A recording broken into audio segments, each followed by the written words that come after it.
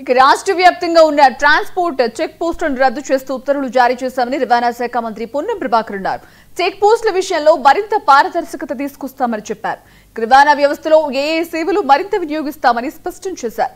రవాణా శాఖపై సంబంధిత అధికారులతో మంత్రి పొన్నం సమావేశం నిర్వహించారు. ఇక ఈ సందర్భంగా మాట్లాడుతూ దేశ రాజధాని ఢిల్లీలో కాలుష్యం ఏ విధంగా ఉందో చూస్తున్నామని, అలాంటి పరిస్థితి హైదరాబాద్ కు రావద్దని అన్నారు.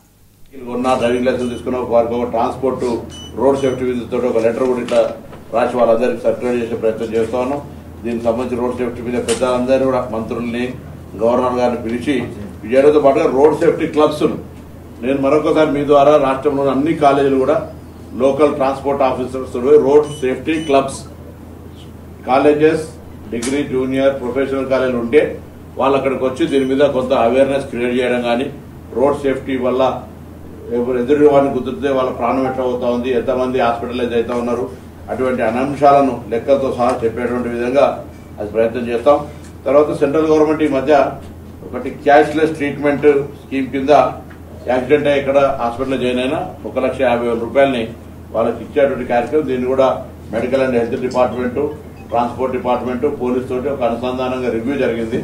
అందరు ఆఫీసర్ల నుంచి ఒక్కొక్క పర్టికులర్ ఒక ఆఫీసర్ని కేటాయించి ఈ క్యాష్లెస్ ట్రీట్మెంట్కి సంబంధించి కూడా ఇది జరుగుతుంది.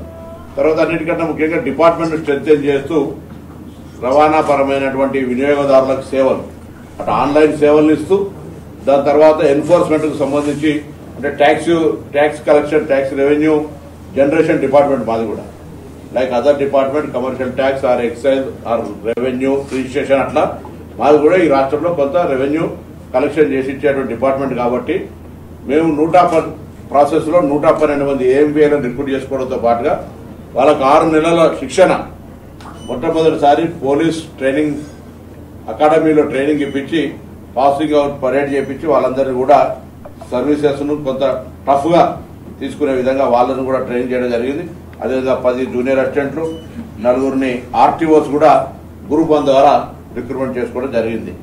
ప్రమోషన్స్ కానీ ఇంటర్నల్గా ఇవన్నీ కూడా చేస్తూ డిపార్ట్మెంట్ మేము గతంలో ఇప్పుడు ఫారెస్ట్కు, ఫైర్కు అట్లయితే అన్ని డిపార్ట్మెంట్స్కి ఒక లోగో ఉంటుందో, మాకు కూడా ట్రాన్స్పోర్ట్ డిపార్ట్మెంట్ లోగో లేకపోతే అందరూ చేసి టీజీ అనే ఒక లోగో, ప్రతి డిపార్ట్మెంట్ టీజీ అనే ఒక లోగో, టీఎస్ నుంచి టీజీకి మారిన తర్వాత ఈ లోగోను కూడా కంప్లీట్ గా అప్రూవ్ చేసుకొని డిపార్ట్మెంట్ కు సంబంధించిన ప్రతి ఆఫీసర్ డ్రెస్ తోటి